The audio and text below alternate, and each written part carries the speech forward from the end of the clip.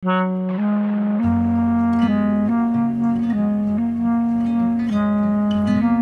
Video हेरिसकेपछि चाहिँ तपाईलाई कस्तो लाग्यो? राम्रो कि नराम्रो? नेपालको राष्ट्रिय फूल भनेर कुन हो?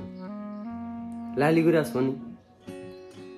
जुन फूलको चाहिँ यसरी आफ्नो शरीरमा चाहिँ पहिरन गरेर हिँड्नु राम्रो कि नराम्रो? यसरी अझ टिकटकमा मार्फत थोरै भ्युज र लाइक्सको लागि चाहिँ यसरी भिडियो बनाएर हाल्ने के भन्ने? अब नेपाली समाज कहाँसम्म जाँदैछ?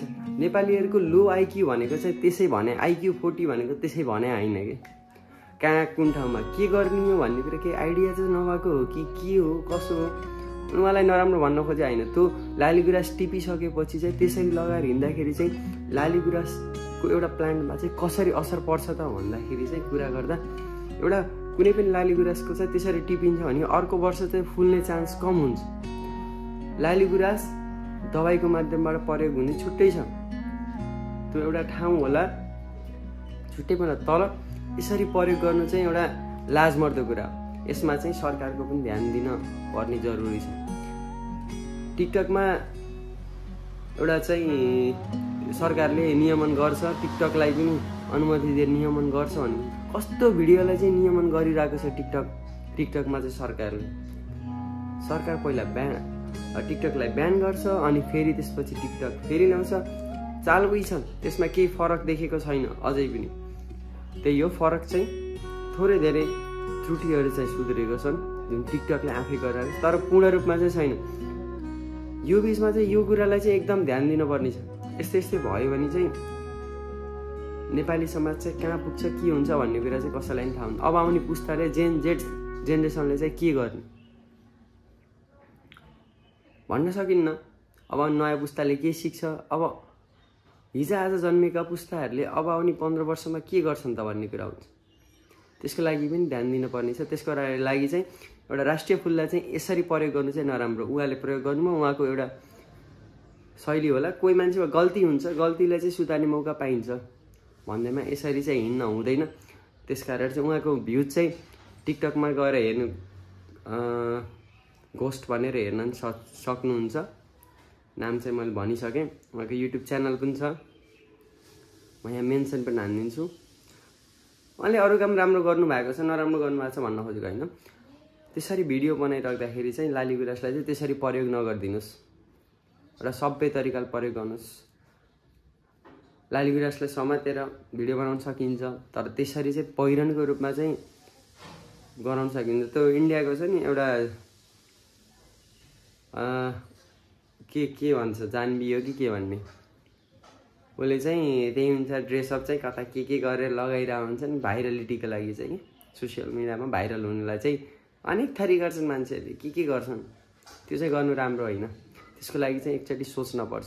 दिदी तपाईँले पनि यस्तो गल्ती गर्नुभयो, गल्ती चाहिँ त नबनाऊँ, अन्जानमा भएको कुराहरू होला। भिडियो बनाउने सबले रहर हुन्छ, कोही पुलबाट हाम फालिरहेको हुन्छन्, आफ्नो ज्यान गुमाइरहेको हुन्छन्। भिडियोको लागि मान्छेले जे नि गर्छन्, तर यसरी गराउँदाखेरि चाहिँ त्यो चाहिँ नराम्रो है। हजुरको चाहिँ यहाँ गल्ती चाहिँ छ है दिदी। त्यसको लागि चाहिँ तपाईँले त्यो भिडियोलाई चाहिँ कसरी हुन्छ राम्रो गराएर राख्नु होला भन्ने चाहिँ हामीले त्यही हो। मेरो दर्शक श्रोताहरूले चाहिँ भिडियो चाहिँ हेरिरहनु भएको छ, मान्छेले के गरिरहेछ कसो गरिरहेछ। म चाहिँ आजकल यसो जिम पनि जोइन भएको छु, ज्यानमा केही फुर्ती लिएर अझ जोसिलो भएर चाहिँ अझै भिडियो बनाऊँ भन्ने छ। त्यसको लागि चाहिँ म निरन्तर लागिरहेको छु। अब भोलिको दिनमा चाहिँ म कस्तो भिडियो लिएर आउँछु भन्दाखेरि चाहिँ हामीले नेपालमा भएको चाहिँ जुम्लातिरको, म आफै पर्सनली त्यहाँ भिजिट नगरे पनि त्यो ठाउँमा चाहिँ गएर चाहिँ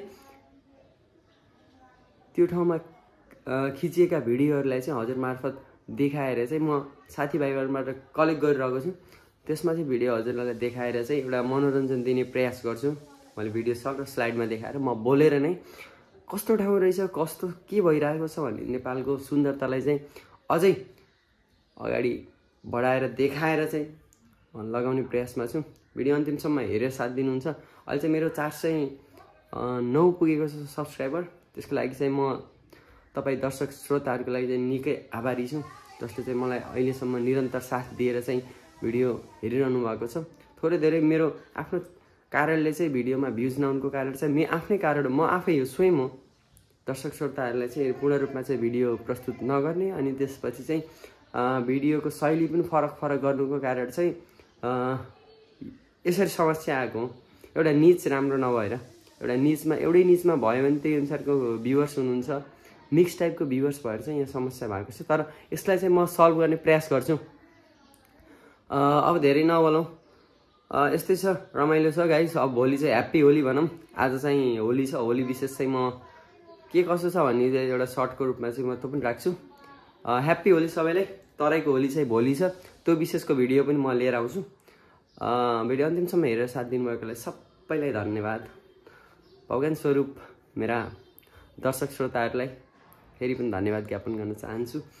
यस्तै छ, रमाइलो छ, हाँसी खुसी बाँच्नुहोस्, 2 दिनको जीवन छ, यसै गरी भोलिलाई के साँच्नु छ भनेर यसै एउटा गीत पनि यस्तै गरी रमाइलो तरिकाले लाइभमा आए जस्तै गरी चाहिँ भिडियो बनाएर राख्छु।